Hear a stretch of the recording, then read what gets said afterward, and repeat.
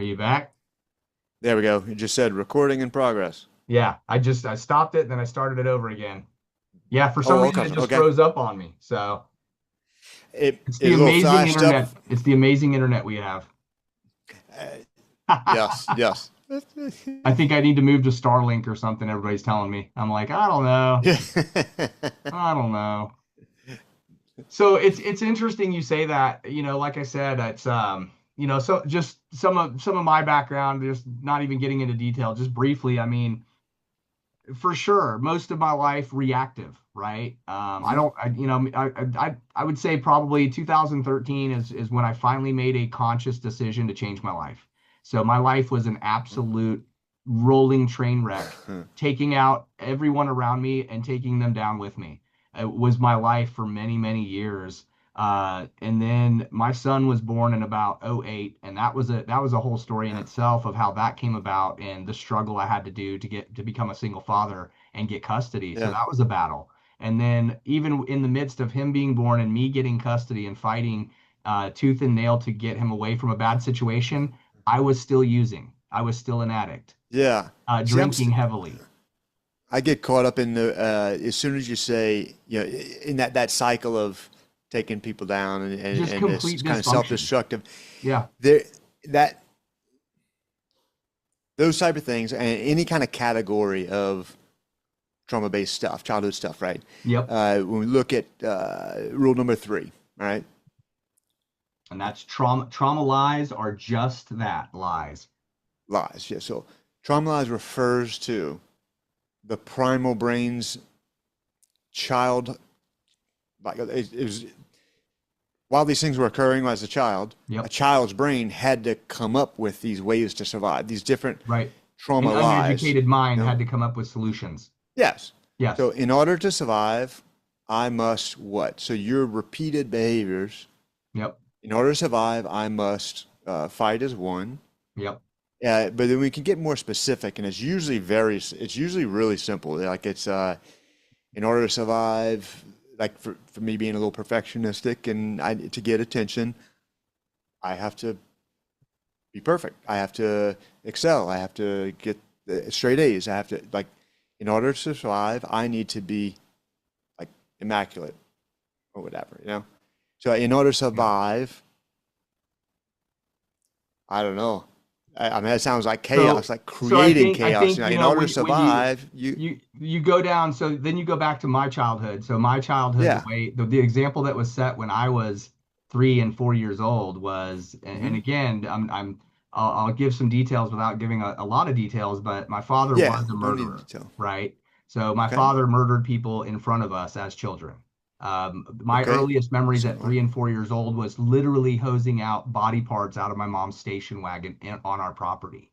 That's how intense our childhood was. So when you say like, what was that? So for us, it was, what do I do to survive this? Or it was, I have to remove so the example we had was that you removed the person that was there, right? So the threat. So the example my father set for us was that you Yeah. removed the threat.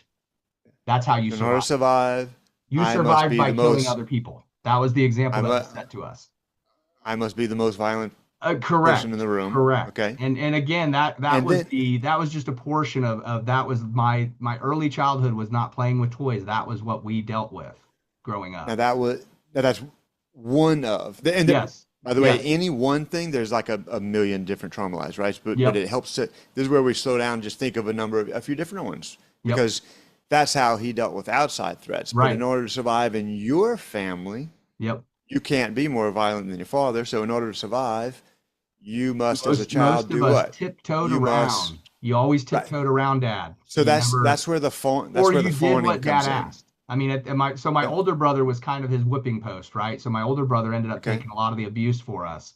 And he was the one that would push dad's buttons. And he was the one that when we would do something, he would jump in to take the abuse. So Yeah. he didn't want us Okay. to get hurt. So he would just make it like, oh, I did it, dad. And he would take the abuse. And you in that scenario were what?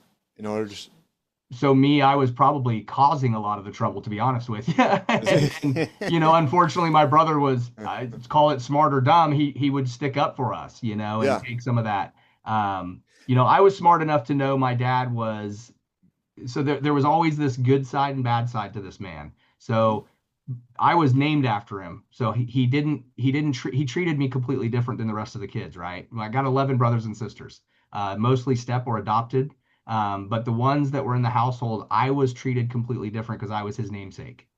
And yeah, okay. so I went everywhere with him. I was allowed to witness and see things that the others did not. So three come to mind. One is in order to survive, I must be the most violent person. Yep. Number two, when you're not the most violent person, in order to survive, I must fawn toward the most violent person or be subjugated under, Right. right? And then, well, was a third, in order to survive, I must, uh, this is the last one of my collaborator or something of that Yep. fashion, right? Right. So that's one of the categories there is in order to survive, I must whatever. And then Yep. in looking, this is one of the nice things, this is what I love about coaching versus therapy. Therapy is where we sit there, look at the past, and we go through it in Right. detail. And we do some healing and rework and all that kind of stuff, eye movement desensitization, all that kind of stuff, as opposed to is forward looking. Yeah. So you want a better relationship with your son, you want a better relationship with your wife. What's forward looking? So now we're forward looking with coaching. I'm just looking for obstacles in the way. Yep. So if this obstacle of in order to survive in this disagreement with my wife, one of us has to be the more aggressor and make the decisions, Yep. something like that. So we're looking for those kinds of traumatized, popping their heads up and creating obstacles in the moving forward to Right. goals. And another category besides in order to survive, I must do X, Y, Z, Right. is the people who are supposed to love and protect me. Correct. The people who are supposed to provide safety for me Yeah. will do what? So obviously, I've worked through that one I a long time obviously in counseling. you did not, yeah, the 18 plus years guy, of the counseling yeah, from my childhood, and I've learned a lot. I learned a lot. yeah. So So very simply, the man who was supposed yes, to provide some safety did not did provide not. safety It for you was not a at healthy all. environment. The It was not what about the yeah. what about the woman who was supposed to provide safety and nurturance for you? Did she? She drowned The mother. herself out in a lot of addiction up until the divorce happened. And when the divorce Okay. happened, my mom literally dropped every selfish thing she was doing, put herself back through school, uh, got us to safety as a single mother, became one of the first volunteer firefighting women out of Veneta, Oregon, went to be a teacher at the Lane Community College out in Oregon for EMT 1 through 4. She really like stepped it up and really stepped up and I like to say she picked up where she really dropped the ball as when we were kids, but it You, was she really as a single mom just jettisoned to this pedestal for us kids because we were like yeah, we were living in this and now mom is this, right? And so we were always yeah. like, how did she find the strength to do so? So we always admired that. But You think she she did did fall all that back into stuff that for pattern. herself or for y'all? Well, I think she did it for us. I really do Yeah, genuinely think she did it for us. She did fall back into the pattern later in life. She fell right yeah. out of out of the medical world, got right back into addiction. But again, I do Where, think that how she old did were y'all? all of that to save us. How old were y'all when she fell back into that stuff? I was, oh gosh, I was, The youngest of y'all, I the youngest kid. mean, How? that would be me. My younger brothers and stuff were not around her much. Um, I want to say when she went back into that, I was probably about 17 or 18 when Yeah. Okay. we moved. So we Yeah. moved back down to Florida. She was one of the head bay flight nurses for the helicopters down there for the Bucks. She was one of the med techs for the Bucks. And she had a really good job. Then she started working for private practice and fell right back into prescriptions. And that just Yeah. ruined her Yeah. career. And that's so most of I'd say most of my best clients as a therapist Yep. and as a coach now, it's the same. Most of the best ones, the hardest working ones, are parents or single parents Yep. who simply want better for their kids, and it's the challenge there is to capture both because I'm so focused on intergenerational trauma. Correct. Correct. I love And that's what I that, right? look It's at. so Yeah. challenging. That's what And I've it, looked at since, like I said, 2013, when I really started looking in the mirror at what's going on with me. And I started yeah. making these changes and looking in deeper into myself and calling myself on my BS. That's when I started recognizing, like you said, that generational. Like I started recognizing like Yeah. the same things that my mom does to sabotage, self-sabotage her life, I do it. And then I look back at my sister does it. Then I look at my grandmother did it. Then I look at, so I start recognizing Yeah. these things that are patterns in our generational family. And that's the challenging part I found was they would work so hard. That's where with a few of those clients that hung in there, I mean, like kicked Yep. ass for like 6, 7 years. I mean, elevated themselves from depths to Yep. unbelievable thrive, like really impressive, courageous stuff. And throughout that process, the challenge for me I found was to not leave them out because I knew they were doing it for their kids. Like Right. they knew it too. They're like, yes, I am. They're not okay with sacrificing their children. Yep. They'll do anything to improve the possibility for their kids, but they're okay with sacrificing themselves. And so the challenge there was, and that actually was what led to, I think, what is it? Uh, Rule number 8: practice treating yourself in a self-loving and self-respecting fashion. And one of the rules in there, one of the subcategory rules is, and it's just a basic function of reality, for the most part, so we know for the most part, the kids will do what you do, not what you say. Yep. So whatever you're modeling is Hmm. what your kids are going to follow. Right. So if you model courage in self-sacrifice, Yeah. then you are teaching them to courageously self-sacrifice themselves. Yep. And so it's this double challenge to truly delve into their own trauma lives, deal with them, flush them out, replace them with when you replace trauma lives with life truths. Right. The the the people who were supposed to love and protect me failed to do so in childhood, comma, but there are human beings who can provide in a relatively stable, healthy fashion. Right. It's a longer thing and it's more Yep. reality based. And yes, they were terrible, dangerous people, whatever. Yep. And there's also remarkably safe, stable people. Not perfect, but Yeah. safe enough. I've And so met.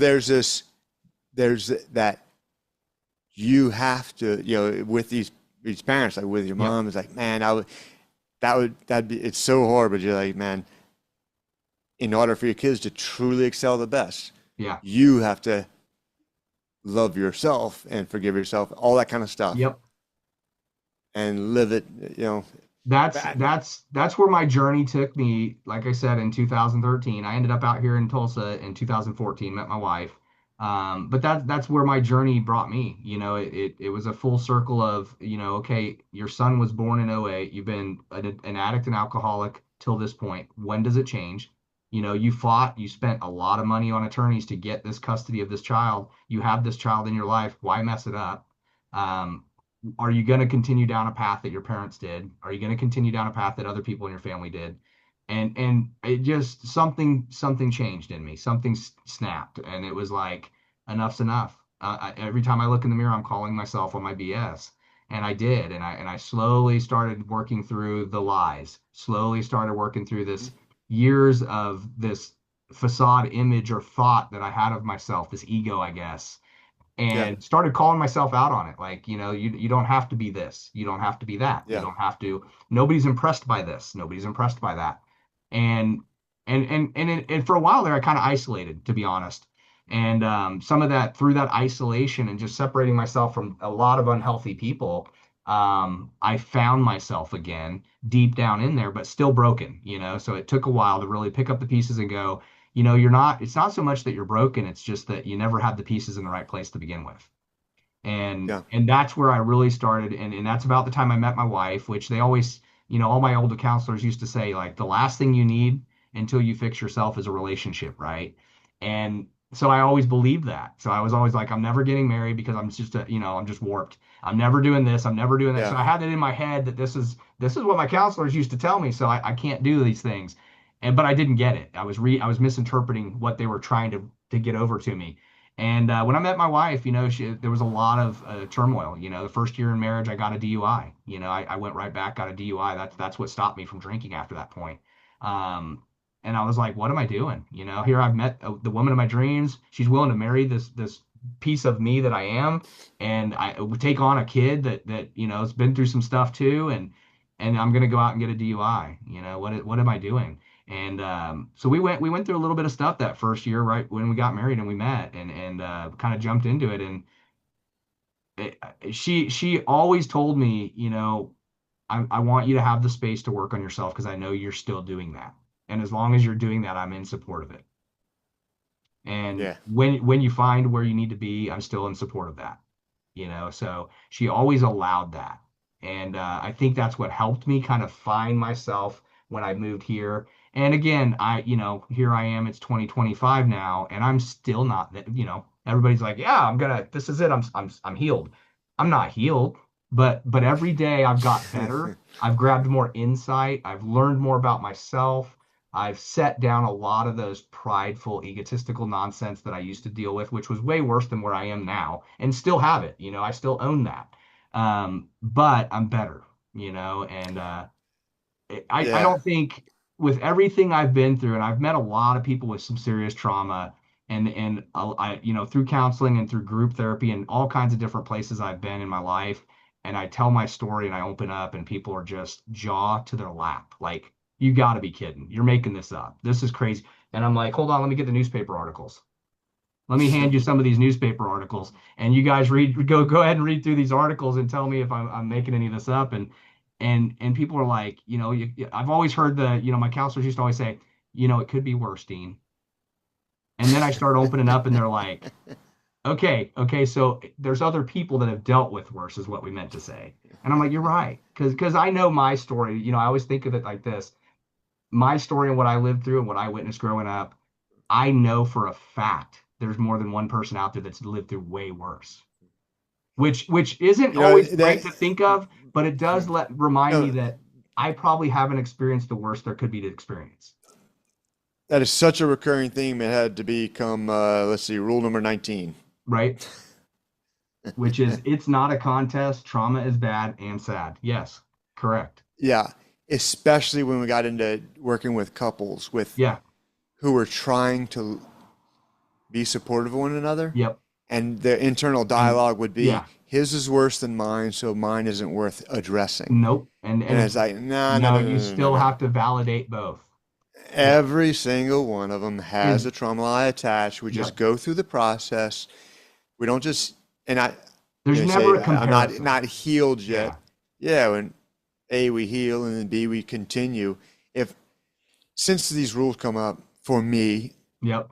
they've been, it was 13 at first, probably 6 years ago, 5 years ago, and then it was running that as a curriculum for a while. It grew to 20, Yeah. probably 5 years ago. So for 5 years now, I've just been running these things. And anytime I'm working with a client, I don't like to be a hypocrite, so I apply it to myself, even though I didn't, again, this rules applies to me. Yep. My family struggles with addiction, but like Yep. I told you earlier on, I feel like I had this wonderful view of my Right. childhood. I loved South Louisiana and guns and and fishing and Yep. drinking and playboys and all that kind of stuff. Yep. Wonderful. But then as I'm going through this, okay, it's not trauma's just bad and sad, and I think through. I'm like, okay, no way. Any family that struggles with addiction, my father Yeah. sobered when I was 10. We went through Yep. lots of therapy, and also I initially was like, I don't have the right to go apply these to my life because I didn't Right. have a rough childhood.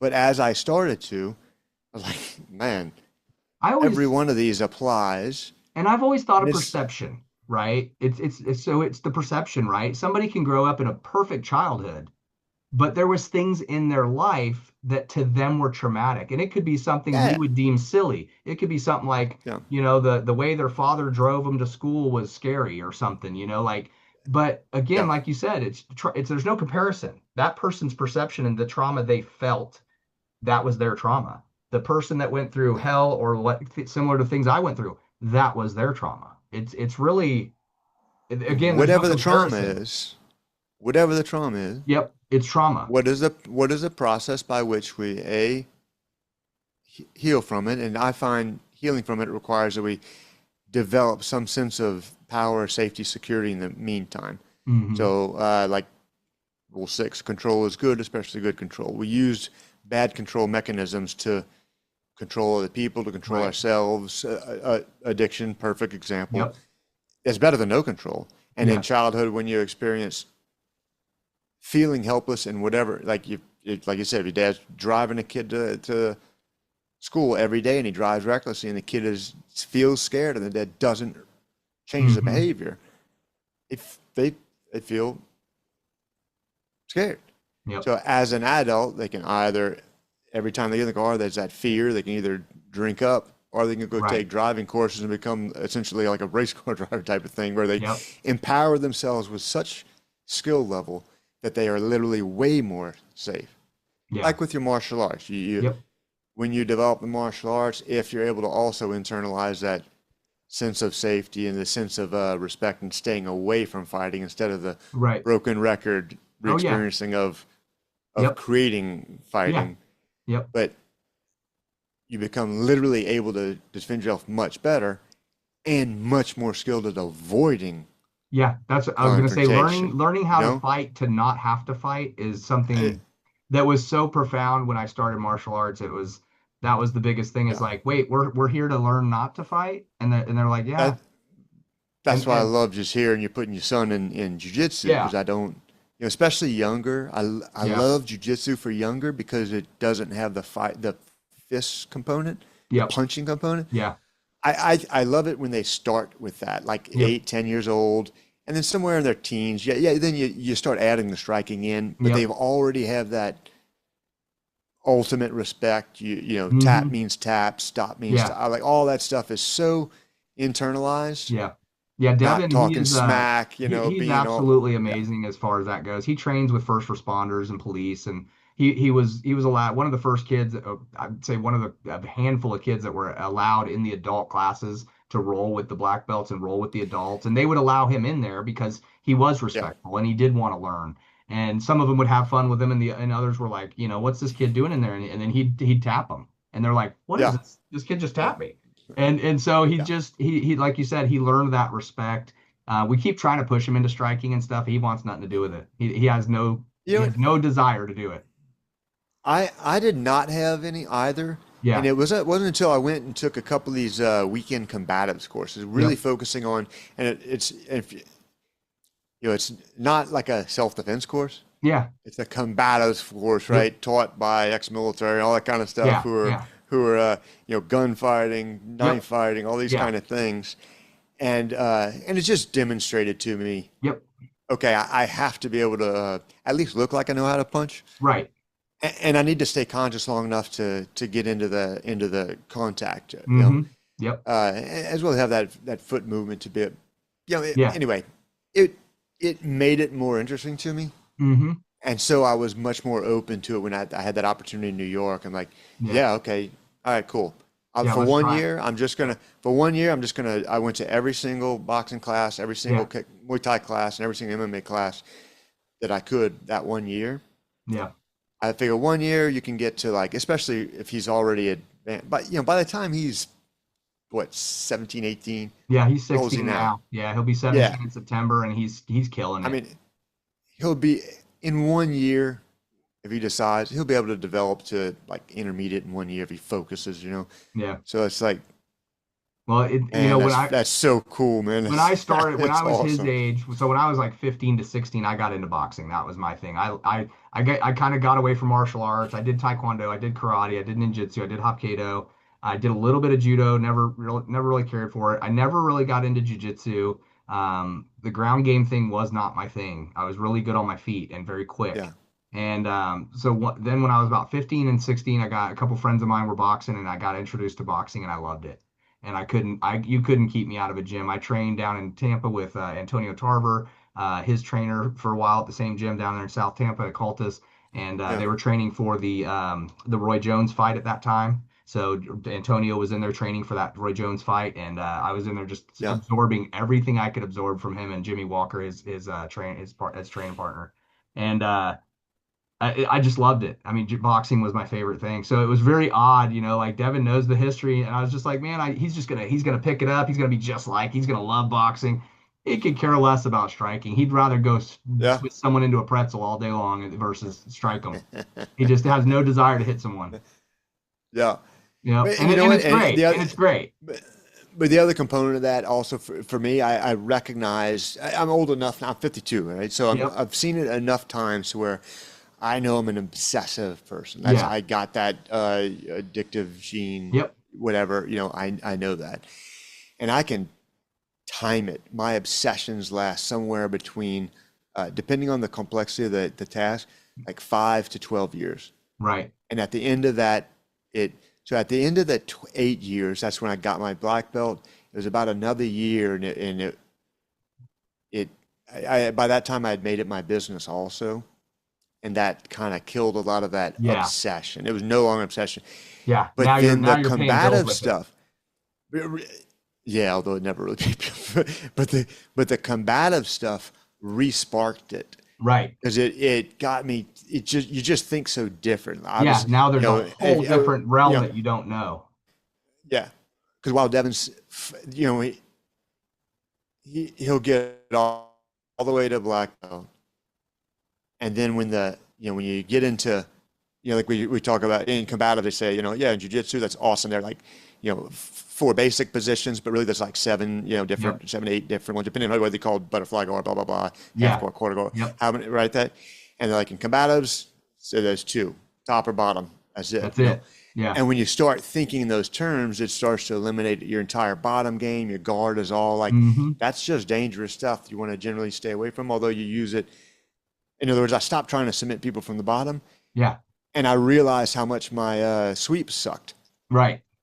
So once I got into the combatives, I stopped trying to submit people from the bottom. And only for like 3 years, I'm like, every time I trained, I wanted to get on the bottom and in a thinking of that top bottom, like in a panic, Right.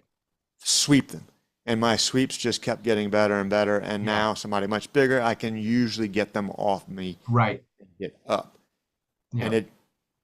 it pushes more toward the wrestling thing. But Right. but I understand if I love he's young and obsessed with that. Hmm. Yes, indeed, let him run it out, Yeah. right? Let Oh him yeah. enjoy. That's why Feed it, feed it, feed it, we tell feed him all it, the feed time. it.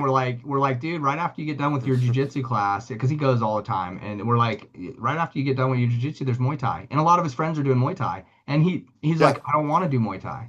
And for a while there, he was like, well, my friends are doing it, I'll do it. So I just need pads and gloves. So we buy him pads and gloves, and now he's like, I don't want to, I don't want to. And we're like, listen, we're not gonna force you, but we did buy the pads and gloves, and your friends are there. yeah. So he just Technically, absolutely has no interest to stay.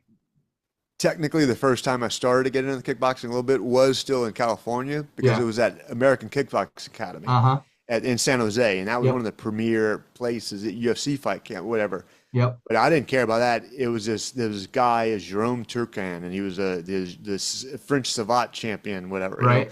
Real funny French guy, tall. His shins were all just scarred up and Mangled. gnarled, Yeah. and yeah. But he ran the most successful kickboxing class, and there was like is the Bay Area, so they had all these super hot kickboxing chicks, Right. and so we were sitting there doing jujitsu, and they were looking Yeah, over no one's there like, paying attention. all right, it's time to start learning some kickboxing. Right. So that was the first time I started doing a little kickboxing Yeah. with some savate. Well, savate oriented, but it was So I had a strict gentleman kickboxing. I had a gentleman that's on one of my other episodes, and he was on our show, and he taught boxing. He owns a gym, and he taught boxing as a therapeutic, and so he was helping people in his community through boxing, and so he was doing. And again, he wasn't, he had no credentials to do so, but he enjoyed, and it helped him get through a rough time in his life. And so because boxing got him through a tough spot, he decided to Yeah. open his gym to the community he lived in. Cleveland Hughes, I believe is his name. And he opened his gym for just that. So he did therapeutic boxing. And multiple people, you go to his website, look him up, and you can see multiple people's lives that he changed. And this is a young kid. Man. This is an early 20s Yeah. young kid Yeah. who just his life changed through boxing and he wanted to share what he experienced. Amazing Yeah. gentleman. That episode was crushing. I mean, he just absolutely to do something like that, start your own boxing gym in his community, Yeah. crime-ridden community, and just turn his life around and turn other people's around selflessly, just absolutely Yeah. caring about other people in his community. Amazing kid. You know, I talked earlier about the two paths in my life, Mm-hmm. you know, pre-jujitsu and post-jujitsu. Yep. And in my full, honest opinion, I think psychology is really phenomenal for adults, Mm-hmm. and jujitsu is phenomenal for kids Yep. as far as addressing so many of the issues. If you go to a jujitsu school that is old school, traditional, Right. kind of runs with those old themes of respect first, respect for one Mm-hmm. another, all those kind of things, Yep. not the competitive kind of Yeah. you got to beat it, but those Yeah. old stuff where they learn those kind of social skills. They learn the cool kids, the ones that are nice and who can actually perform and who are Mm-hmm. disciplined and who wear their gis straight, all that kind of stuff. You Yep. know, it's like they, you can bring a kid to therapy 1 hour a week, or they go to 3 hours of jiu-jitsu a week. And Right. if it's a constructive environment and the parents are on board, Yep. man, it's unbelievable. Now, I'm not Yeah. saying at all, don't mistake me that kids don't need therapy. Not saying Right. that at Right. all. Oh yeah. I'm I'm saying that there's such an amazing Yes.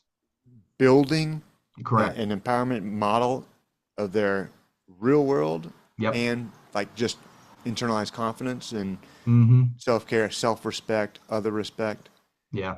Jiu-jitsu is so social because we're so in each other's Oh face yeah, all you're the right time, you know. there. Yes, correct. Yeah, yeah. So, clip your nails so you don't hurt your partner. Yep. Brush your teeth so you don't His kill his your his partner, you know, right? professor always says to them, like for us that doing this new 12 week course there, right? He always says to all of the ones that have been rolling forever, the black belts and everybody, they're like, he says, don't break your toys.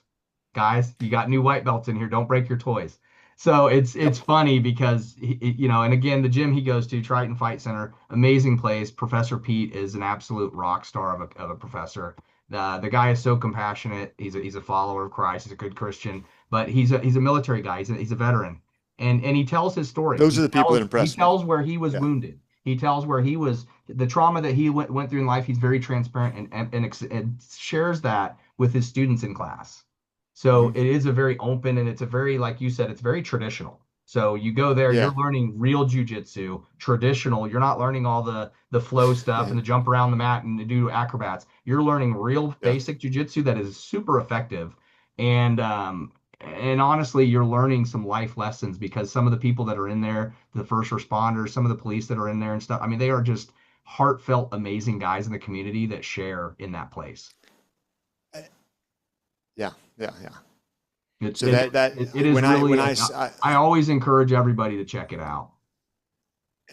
and that's what's been I know I've only been doing the exclusive life coaching for 2 years now. Yep. Well, going on 3 years, but increasingly now. Yep.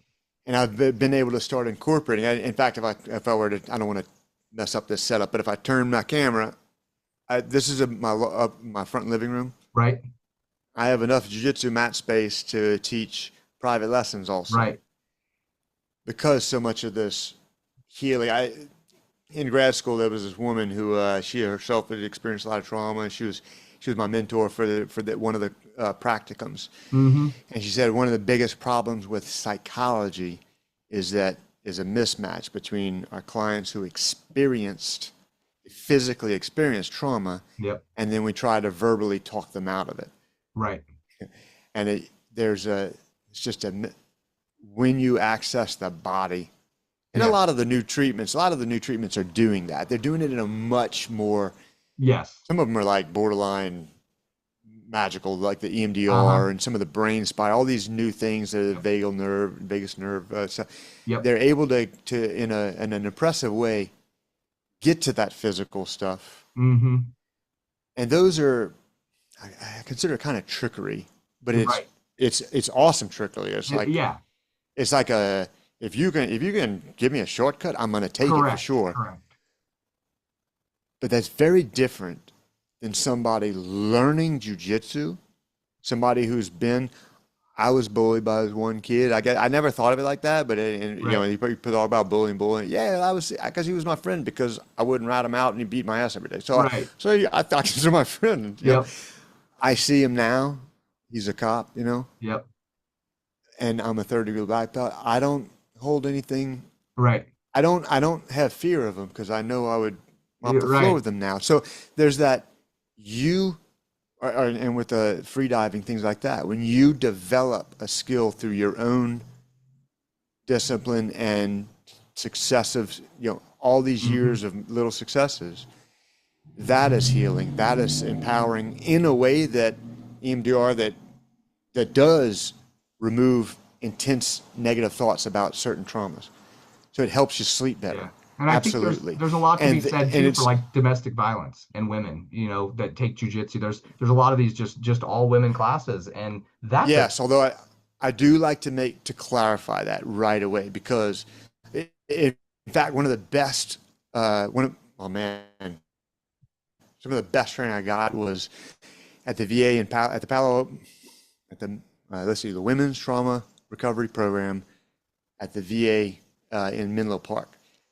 This woman, Dr. Julie Whiteloff, was doing a second run of using a self-defense course to hmm directly treat women, female Yep. veterans PTSD. Okay, and we had to clarify, and a lot of well-intended martial artists. Yep. This is why we did better than the first people who did it. The first people who ran this thing, they hired some martial artists, and those martial artists were teaching these women with PTSD. Yeah. And they didn't understand that women were getting triggered and they couldn't and Correct. they had a lot of dropout. Yep. So what Dr. Whiteloff did was she hired a bunch of therapists like me, and I was a blue belt at the time, Yeah. who also were martial artists. Right. So you're And you're so, integrating the help with the yeah, teaching. Yeah. and my when a woman comes in with that kind of a history, hmm right away I sit down and I want to clarify. Look, in self-defense, the general concept is there's danger. I will survive the scenario and remove myself from danger. And of hmm course, I'm not going to return to that danger because that's not self-defense. Right. So sometimes women would come in to try to learn self-defense and then engage in physically abusive relationships, believing hmm that the martial arts was going to protect them in a physically abusive relationship. But you can't protect yourself Yeah. from being choked when you're asleep. So it Yeah. doesn't work. Yeah. So once they understand that concept, the difference between self-defense and empowering yourself through the martial arts, then we're off to the races, because Yeah. what an amazing environment for a woman to be, not just a woman, because I've worked with so many men Oh who yeah. were, Yeah. I mean, trauma, and And it's to so create a much, right? safe place for them to To, go through this physical yeah. side of And it. in what way is it safe? It is safe in the sense that they're able to play increasingly rough, Yep. and the moment they express, tap, verbalize, whatever, the other person lets off, and they come back with, "Are you all right? Did I go too hard on that?" or whatever. Yep. Interaction after interaction after interaction like that, recognizing this whole place is full of people that's how it functions, Yeah. while they develop the ability to effectively. Every Yep. gym has a couple of these women we got a few of them that we don't even put the new guy. Right. We don't put the football player with Chelsea Right. when they come in, because we want them to sign up. Yeah. And any football player who gets their butt beat by this gal, yeah, it's just a little too hard on the ego day Right. one, right? Yeah. Because she Yeah. will just smash them. And so, once you develop that level of control, that it's so healing, it's so empowering, it's so Man, Yeah. it's, One of the but things. I do like to have that conversation with them Yep. before they get on the mats, and then to also make sure that they know, like, when you're feeling any kind of way, you get off the mats, you Yeah. breathe, Yep. you come to me, and we introduce them to the other instructors. Like, this is Yep. the process. I Hmm. am hypersensitive to that, but I understand the unbelievable potential value for it, you know? Yeah, and it's encouraging, like, just being around the community with my son training and all the stuff. We go to competitions with him. You see how other parents react, interact. You see how other people run their dojos and stuff. But one of the encouraging things that I've noticed about jujitsu as a whole is it brings people from all over and lifts them to a different plateau. Mhm. In a sense that, there's you may never interact with this family in your entire life, but in that gym, whether you're on the mats with them or whether you're sitting on the bleachers from the sideline watching, you're just one family. It's a little different than Yeah, most sports. It's not like sitting on the sideline with soccer moms. It's not sitting on the sideline at the football game or it's baseball game. it's Um, very yeah. there's such a great bonding that happens. And my wife's found really great friends, just going up there waiting on the sidelines watching Devin roll. And but what's really encouraging is the journeys, right? So I hear a lot. I get to hear quite a bit about, because we're friends with Pete. We've known them quite a while. We get to hear a lot of the stories that come out of it, whether it's business owners, career people, like whatever it may be, that come out of there, and you hear about their story, their background, what they went through, and you see where they are now. And it's so encouraging. And those are things we always share with, we point out to Devin, like, you need to go talk to him. I see you rolled with him. Did you get to know him a little bit? Oh yeah, yeah, yeah. Oh yeah, he sells insurance. He does the, and he's like, did you know he used to be in jail? And you're like, what? And it's like, oh yeah, he said he went from jail to being a successful business owner. And you're like, what? He told you that? Yeah, he shared his story with me. And we're like, Yeah, well, that's pretty cool that he did that, And of course they're never sharing stuff that he shouldn't hear, but things yeah, like that come up in jujitsu, and it's, you never know. There's yeah. full on police, SWAT team guys in there rolling around with him. And then he could be rolling with one of those guys in 1 minute, and he's rolling with a guy that just got out of prison the next. And they're Yeah. still, again, they're sharing these mats in a dynamic, in a safe area, safe place, no harm, Yeah. no foul.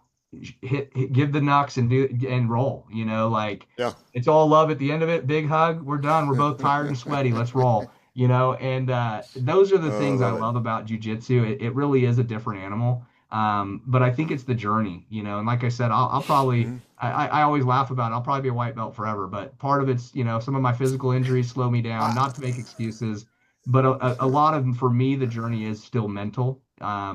A lot of the things that do slow me down from jumping out there, not just because I work too much and can never seem to find the schedule to get over there, but honestly, a lot of mine is mental.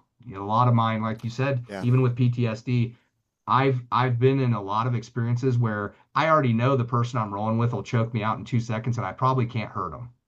But when I get on that mat, it's that trauma kicks in, and I'm like, ooh, this isn't a good place for me to be.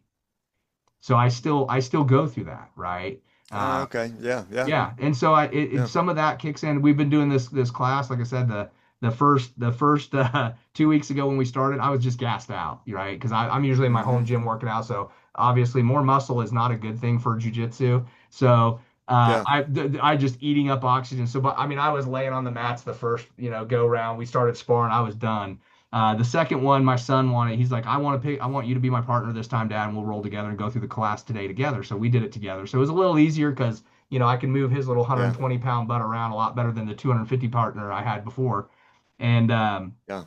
but it's still, even though I enjoy it, and I'm in a much better place, I do catch myself with that, just like you said, with just that little bit of like, this was a bad moment, or this is what it felt like when you were in that bad moment. Yeah. And it comes to me just in a flash, and I'm Yeah. through it and I'm fine. No big deal, not going to hurt anyone, not going to act out. But I just, the emotion kicks in, and I'm Yeah. like, this doesn't feel right.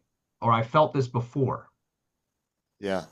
And it's worth slowing down and spending some time on Correct, that. correct. And again, I and love what I it. do is I work through Yeah. it, right? I stay there. I Yeah. tell myself I can go to the sideline and get my water bottle, or I can literally stay here on Good. the mat, and I don't have to roll again, but I need to Yeah. stay on the mat. That's what I love. It doesn't mean so much of it is not learning how to fight through it. Yep, The free dive training is forcing me to do all that. I'm just so used to just push harder, push yep, harder, push harder. And so much of the real work yep, is learning to accept and not judge and yeah. just breathe and be all right. Look around. Well, I'll tell You you, know? there's so much more we could go into because again, Yeah. your book's touching on You everything, know what? right? Yeah. You know what? I was before I would love to show you one last thing before, Do it. Let's do and it. that's on. I'm not sure if you have my if you could. If you go to my website, it's called let's see, healfromchildhood.com. All right, I'm pulling that up. healfromchildhood.com. And I'm a little curious, and this goes right back to it's not a contest. All right, it's not a contest, but this is a little There we go. helps people get a good understanding of what we're working with. You see where it says right at the top, what is your adverse childhood experiences score? Yes. And you click on that, goes to the questionnaire. And I don't know if you've Yep. ever done this one. You ever done this, looked at this? This was the official 10 questions that they asked I think I've during done this this. this Yeah. this amazing study, the adverse childhood experiences study. 10 And when you questions. go through, you count, it's just one each one. You know, a family member with addiction, check. Yep. Did you have family violent? Check. Divorce? Check. It sounds like I think just from our conversation today, you I check endorsed all the boxes. at least four of them. And so when you scroll down a little bit, you see this is what this giant study, 18,000, 17,000 something people. It was an amazing study that over a decade and a half or something like that, they collected so much data and were able to see this stuff. Like people with that many ACEs, that many adverse childhood experiences. Like look at the So suicide attempts for let's example. go through this a little bit. All right. So I'm going down to the spot where it says, what does your ACE score tell you, right? Childhood Yes. experiences underlie chronic depression. I have chronic Yep. depression. It's a Yep. given. So that you're in Uh, the 4+. You're in the 4+ range. So that's yep. you and roughly what is that? 55% of women, 40% of men Yep. who've experienced four or more, Yep. and you experience significantly more. It's natural, it's normal. Yep. This is our body's natural, our body's natural response to that kind of trauma, that kind of chronic Right. issues And then in childhood, you right? go to the childhood experiences underlies suicide attempts. I've Yep. probably lost count how many times I've tried to take my life. I, Multiple. yeah. So again, ACE score and teen sexual behaviors. I was completely promiscuous as a teen, and just Yep. wild. I mean, I think most of my friends were, but I think I was on a whole different level, honestly. Yeah. Um, Adverse childhood experiences versus smoking as an adult. I finally quit smoking in 2014, same time I quit drinking. But Outstanding. I started early, Yep. Yep. right? There you go. And So, yeah. and drinking was a whole different, animal. Um, A score versus COPD. What does that mean? Cardio obstructive pulmonary disease. Okay, so I wasn't sure if So that was actual. it's like heart issues, right? Right. I It's do have it's heart issues. yeah. So when your heart is running that hard for that long, it's not our sympathetic nervous system is Yep. intended to be that immediate response to danger, and then when we're out of danger, we want to live in parasympathetic the vast majority of the day, the vast majority of the month. Yep.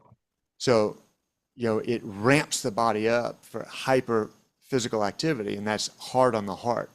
So I've got when you're in faulty aortic chronic and sympathetic faulty functioning, yep. My yeah, aortic valve and my other mitral valve is both faulty. yeah, Both bad. you overworked it. Yeah. Yep. I So, think partially from probably trauma and then partially from partying a little too much, like I eh, shouldn't have. yeah, a lot of the stimulus, Yep. yeah, obviously For do sure. direct damage. For Yeah. sure. Uh, Let's see, the ACE score and the prevalence of liver disease.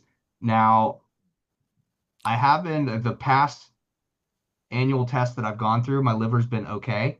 And I say okay because last year we had a little scare where the doctor sent off the lab work and they came back really crazy, and then they had to oh, redo the test and everything. Like it scared the crap out of me. I was like, "Whoa, I got liver failure or and, something." And then they yeah, redid the test and it came back fine. And okay, yeah. she's like, it could have been a mistake at the lab, or we can retest a third time. But she's like, sorry to worry you. So we were like freaking out, thinking I was like ready for a liver transplant or something. Right. But And sometimes that's due to, drinking for long correct, periods of time and correct. other types of chemical And I insult think from, for me, like probably my liver is thanking me because I was never the biggest drinker. yeah, I enjoyed LSD and other drugs like that more than I enjoyed drinking. So I was kind of more on that level. Um, yeah. Childhood experiences underlie later being raped.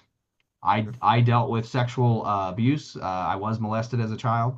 Happened right about the time my mom and dad were divorced. We were staying with a relative who had a person that stayed with them with kids, and one of the kids, multiple times would molest me. And that came out later in counseling after we moved away to Oregon, and I was able to express that to the counselor. My mom looked into it, and sure enough, that was verified. And the kid admitted to that going on. Wow. So yeah. Um, Yeah. I mean, I think as I go down this, I think I might be the high score here, right? Um, You're hitting 5 out of 5 here. but then it Yeah. has a score, risk of perpetuating domestic violence. That is one thing I will say in my entire life, perpetuating domestic violence because of the things I grew up and witnessed my whole entire life. I have, and to this day, my wife is even friends with my exes. I've never physically laid a hand on a woman. Yeah. I have never been Wonderful. violent toward a Yeah. partner in any way, shape, or form. I think it was honestly just what I witnessed my father doing to my mother and different women, and other people that were around me that were adult men beating on women and stuff like that. For some reason, that was it for me in my childhood head that I would never do that. And my Wonderful. mom always ingrained that in us too. Like that's what you witness. That's not what a man does, right? And Yeah. so I think most of all of my relationships that I've walked away from were healthy. They were just two people parting different ways in life, heading different Yeah. directions. We just parted ways. But the violent side was never there as Outstanding. far as my partners or anything like that. Now, strangers, bar fights, all of that stuff, all day long, all day long. Yeah. Um, And well, the ACE score indicators of impaired worker performance. Tell me a little bit about that one. yeah, how it prevents people from being regular at work. They run into a lot of Inconsistent, maybe. they run into a lot of chronic health issues with chronic, sympathetic arousal, Right. chronic fight, flight, freeze response model. Yep. It just wears the body down. So you get a lot Right. more immune system issues. You get a lot of Okay. heart issues. You get a lot of so they end up leaving a lot of work. A lot of times, workplace conflict activates their trauma lives and stuff, and so they end up getting fired or getting in trouble there. So I, So I think I've worked with a lot of clients in that realm. I think that's the only one I passed You know, because I'm an okay, overwork. I think work has been so I gave up addiction, and work is my new addiction, and it has been for but many years. So, I do have to. yep. Yeah, I would be curious if if we're like, hey, let's look at I think it's let's see, what is it, rule number yeah, 17, addictions equal intimacy, so intimacy disorders. 17. Okay. All addictions equal intimacy disorders, and when we look at work addiction and religious addictions, they often get a kind of get a pass societally Right. because they're you know condoned. Like I mean, a lot of Yeah. He's going to as men church. we It must be often fine. like Right. yes, and as men we often it's acceptable, it's good, it's macho Yep. hey to brag about working harder than everybody else. Yeah. And workaholism is also it's when that our primary focus is on something other than ourselves or family. Yeah. So the Work primary is focus. like being completely honest, work is an escape for me. Not just from not from my Yeah. household. it's an Yeah. escape from these days. It's an escape from the thoughts I still don't really want to have to see every day. Yeah. Being born and diagnosed at a young age with a photographic memory, I see everything I grew up and dealt with daily. And so for me, that workaholic, it just kind of keeps me escape Yeah. mode. Have you ever done any EMDR by chance? I have not, I don't think. No. You know, you might want to, you might find it really interesting to find an Now we're EMDR searching. therapist. You know, yeah, EMD, eye movement desensitization reprocessing, and it's I got certified to do it because I wanted to learn every major treatment before, like, as a research from a book, Hmm. and doing the experiential part of it, man, it was fascinating. It is fascinating. So when you say photographic memory, Yeah. the what EMDR does is it's kind of it. This is the one that's kind of like it's like voodoo, like witchcraft, and it's freakish how well it works. Okay, for a lot of people, not for everybody. Okay, but for say 2/3 of the people who try it, when you have a memory center, a visual, so you have photographic memory, Big that time. means you Yep. have a perfect mental picture of something, and then you have thoughts attached to it. Yep. And your brain, the primal brain, takes over every time that mental image comes to place, and it thinks about that negative thought every Right. time. Yes. What EMDR does is you sit down, you think of the image, and then you say what thought comes to mind. And then they do this little thing. Something flashes in front of your eyes, Right. and it distracts you a little bit. Right. And then you say, okay, well, now what comes to your mind? And you just keep doing that. And what it does is it kind of distracts the primal brain. It doesn't let the primal brain stay in charge. Right. And it allows the smart part of the brain to kind of heal itself or to back up and see the sequence. It Almost allows, rewire in a sense. it absolutely rewires it Yeah. like that Right. so that after maybe 2 sessions, this one gal was in a terrible car accident, almost lost her leg. She was rehabbing it years later, all this stuff, right? So every time she thought of it, it was hard for her to get in the car. So that's why she came in. I say, so this is one of the few times I find, I was getting my Hmm. thing. We did the EMDR. And again, you have to stop the session after Yep. 90 minutes, whatever. It's really annoying, but we didn't even finish the whole thing. It's like right when She you're making drove, progress. but it was so effective. Yeah. The next time she just drove the next day, the next time to session. And I'm like, what? Wait, what? Yeah. And it was every time her brain thought of that image of her pinned, Yep.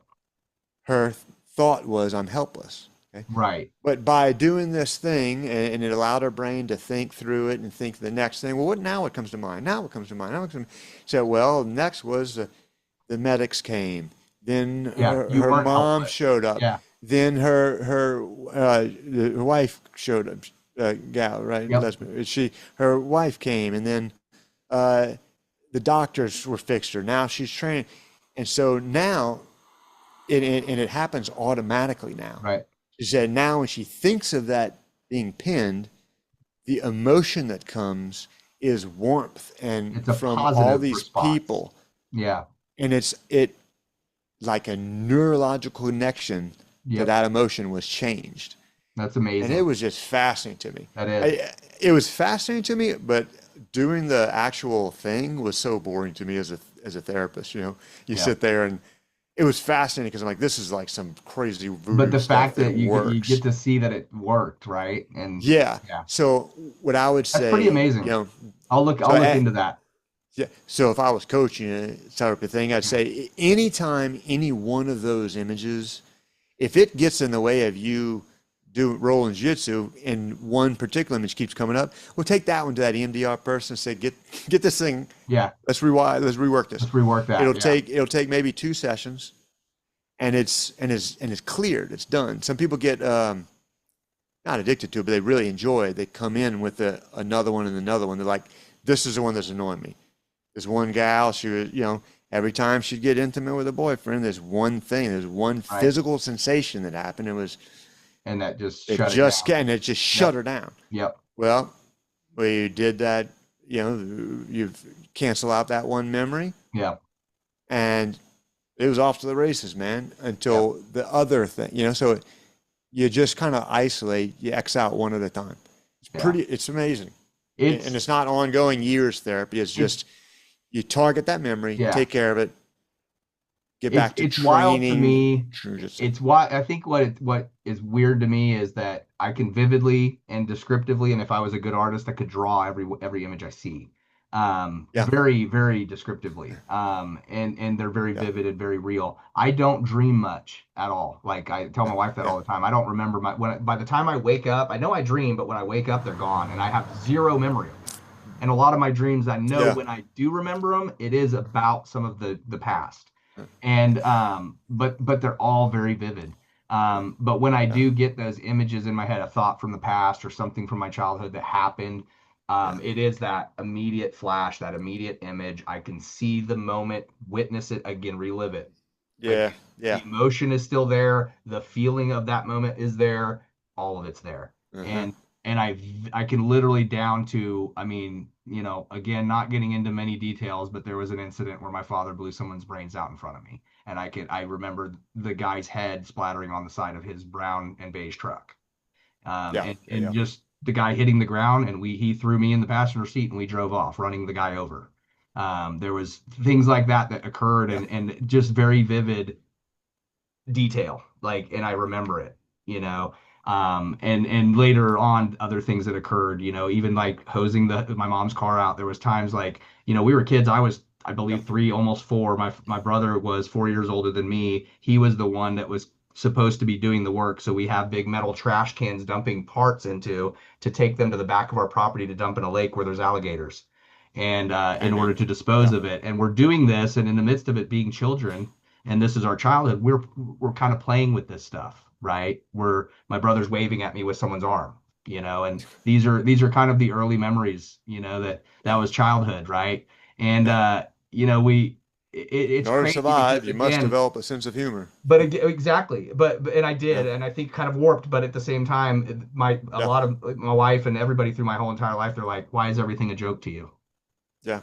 Because that's what's helped Because me that's how get you through survive. and survive, right? Yeah, yeah, But I just, like I said, some of these memories are just that vivid. Like I could yeah. be right there in the moment. I can see the vinyl seats Yeah, at the back of eh, my mom's station wagon facing reverse. I can see it as we're yeah, scooping stuff into a can to drag it to the lake. yeah. Well, I was working at National Center for PTSD every single time. It was cohorts, Yep. 90-day inpatient thing. Every time it would come up. Some people had vivid memories, Yep. and others had hazy memories. Yep. And I look forward to it every time because yeah, there's stuff that group therapy does that therapists can't do because you can only get it from other people, right? Right. From other experiencers, Yep. right? And and every time it would be the people who had vivid memories wanted to get rid of those damn vivid memories, Yep. and the people who couldn't remember things wanted to be able to They remember want those clarity things. of it. Yeah. And both of them would tell the other, trust me, You it's don't. no better on this side. I guess we should Yeah. both accept that it just sucks. Yeah. There, yeah. I mean, But they spent. it's if seeing as how you're really open to like all kinds of different Oh approaches and yeah. everything. I mean, I I've think I've looked at you might everything in my enjoy life. that Yeah. EMDR. Yeah. I mean, You might I've get a lot out of that honestly, EMDR. I've dove into all kinds of different stuff, or Yeah, self-help type stuff over the years. I mean, everybody falls for yeah, something, right? And I've yeah, looked at everything, and it's like, it's unfortunately, it's sometimes it's good to have a photographic memory, and sometimes it's not. And this is one of those instances where it's like, unfortunately, it's not. But it's it's crazy because, very not. again, Yeah, this stuff's been investigated. There's been families that missing people. Their families have sent private investigators to pick my mom up. They've gone where our old ranch was. That's now a subdivision. They can't dig and look for this bodies in this lake or anything because my mom's got to identify a tree or something that gives them the opportunity to dig. And we know where the land is. We know where it's platted. They've been there. They used to pick my mom up once a year and travel down there and have her go through this neighborhood looking for something that would identify where, and they'd take her right where the lake was, where it was built over. But yeah, she could never pinpoint to give them the permission to tear a house down and dig. But she knows as well as we do that how many people were probably dumped over there. She was she was part of a few other, bodies that my dad disposed of on side of highways in cypress swamps, and she's tried to take them to locate. Detectives from multiple times have done it with her. And unfortunately, there's just never been a successful, they've never gone there and my mom been able to say, yep, that's the tree. This is where it's at. And then be able to do Yeah. something. And unfortunately, yeah, that's going to bring closure to people, but you're also displacing another person's life by tearing their house down. Which is the hard part, Yeah. which, sucks for everybody involved. But yeah, it's been a really weird, I don't know. Everybody tells me to write a book, right? Or it should be a movie. And, maybe one day I get there, but it's nowadays, as I'm older, I reach out to my mom as much as I can before she loses some of her memory because she is. So I try to get a lot of detail from her. I've spoke with former friends of my dad's that were part of the things he was doing that are still alive. A couple of them don't say much, don't want to say much. A couple of them have been, they were given a legal pass, so they can't talk about anything up to a certain date. Yeah. But I have reached out to them, and they confirm all of the things. My brother, I talked to my brother. He's very shut down about it, like he remembers and he remembers the abuse, but he don't want to talk about any of it. Yeah. So it's wild. I mean, it's really wild. Um, Growing up through trauma, it's really wild. Yeah. I like to say I survived. I like to say my goal these days is to help others, and I say that on the show a lot, not just for trauma, but for anything, addiction, whatever it may be. Hmm. That's, I think, my sole purpose now. I think my legacy that I hope to leave behind, and not just in life, but each day, is that who can I help each day? Whether it's holding a door, telling a joke, buying someone lunch. I try to do that and set that example for my son, like that's something you should do as you get older. Try to help one person each day. That's 365 people a year that you literally, if you just held a door for them or smiled or told them a joke, you don't know what that person you're passing is going through, right? We do that. We talk about that all the time on the show. One of the things I do like to do is I like to put the guest on the spot on the show, and I like to ask them when they were going through something difficult in their life, what got them through. So I'll ask you the same God, question. that is crazy because I was just thinking of the exact rule. Yep. All right. And it's rule number 10. Let me pull it up. Rule number 10: anger begets anger, violence begets violence, and love begets love. That's what came up while you're saying, I mean, you grew up in such violence and, as got into fighting on the streets, living in anger, even when it's righteous anger, it's still living in anger, and anger Hmm. just begets more anger. It just feeds itself, and love begets love. And I ran into some just the hardest time in my life ever was about 4 years ago, 5 years ago, you know, and that very rule, I'm sitting there preaching to my clients, and so I got to live it Yep. when what do you call it? I had never experienced being what do you call it? Being the prey, being the Right. predator. That Yep. type, that kind of Yeah. aggressive, direct, stalking, all that kind of stuff. They're like Hmm. awful. It was just so easy to fall into like anger and like just rage, like that, like Yep. not depression because Yeah. it was too hot, it's too heated, too you know wanting to go into anger, wanting Right. to go into that. Like it was hard to not. To not be explosive. Yeah. Yeah. Yeah. And so it's just that rule when I don't know how many thousands of times in 1 year. I was in legal, had to go through legal stuff and all Right. that. And legal is awful. I feel Yeah. so Always. bad for them. I've Yeah. worked with so many clients and Yep. now have a newfound respect for anybody who survives a freaking two, Yep. 3 year legal Legal bullshit battles. battle. Yeah. It's so painful, so Or if expensive, of any so level. painful. Yeah. Any Yeah. level. Yeah. Ew, and it's not, oh, yeah. I don't know how many thousands of times I had to just like repeat that to myself over and over. And Yep. it was to just live it, live it, live it. Right. Anger with anger, love begets love. Where can I experience love? In my family, with my current partner, my girlfriend, you know. Hmm. It was when my brain was going there and it was hard time stopping from going there, I had to physically go and put myself around them. And sometimes I wouldn't tell them of anything was Yeah, going on because I didn't want to talk about it. I just wanted to be in the presence, be in the correct. presence of love, of Yep. people that I know that just, yeah. And so that was it. Anger Yep. begets anger, violence begets violence, and love begets love. And since then, I've just chosen to focus on living in love. Like you said, you want to live in service of others and live in love and Yep. invite others to heal from their past and live in love. Man, I hear you. I used to make Yep. fun of hippies and everything growing up. We're Right. all tough guy, fucking Uh-huh. hippies, you know. Nah, man, peace, love. I mean, I want to live in love. Yeah, I learned a long time ago Yeah. the biggest thing I took from a lot of the counseling, not just addiction counseling, but a lot of them, some of my best counselors that I've dealt with for I was in counseling for 18 years of my life. I walked away from it, went back after a few years of pretty destructive behavior. And there's about three of the counselors that I really hold close. One of them taught nothing but relationship. That's all the guy taught. It wasn't about marriage. It was about relationships with people, human beings, everyone you interact with. What is a healthy relationship? That's all he taught. And the guy was an absolute phenomenal. He's an old hippie. Speaking of hippies, he was an old hippie. The guy was the most caring, loving guy, but he would not let you not be true and transparent. He would call you on everything you said about relationships. So, Yeah. and he'd call you on, you'd be like, oh yeah, I've been married to my wife 5 years, blah, blah, blah, blah. And he'd call you on everything, every mistake you made in that marriage. And you'd be Yeah. like, oh man, don't, no, that one. And he'd get you right. He'd read you right on the dot.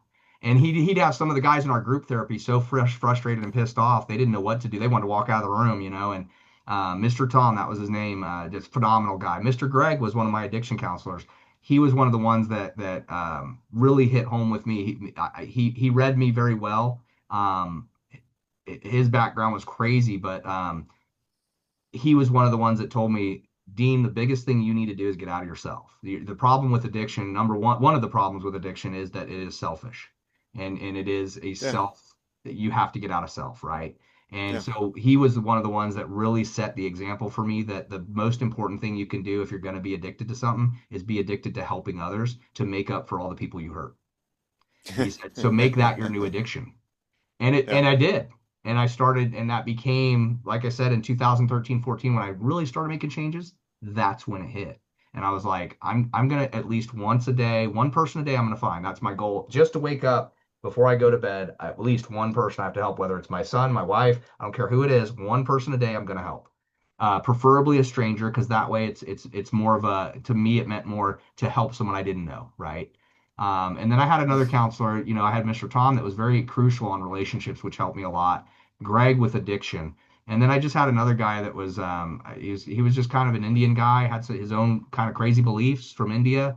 Could barely understand the guy, but he was full of nothing but love.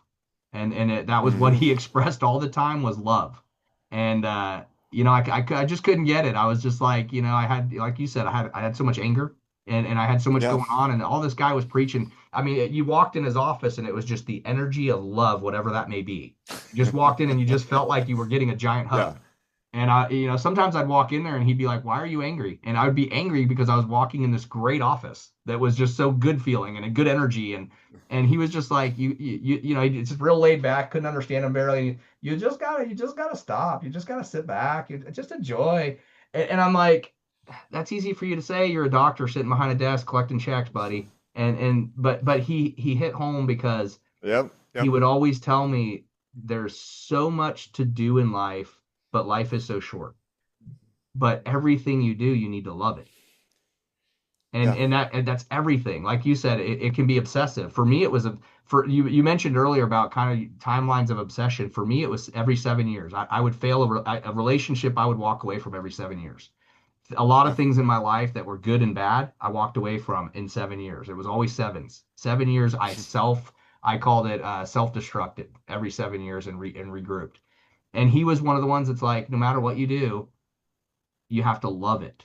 Like, I'm not talking about, oh, look, this is the new book of the week. I love it. No, he was like, you have to Yeah. love and you have to understand what love is because, Dean, you don't understand what love is. You never had it. So he challenged me to care about myself again.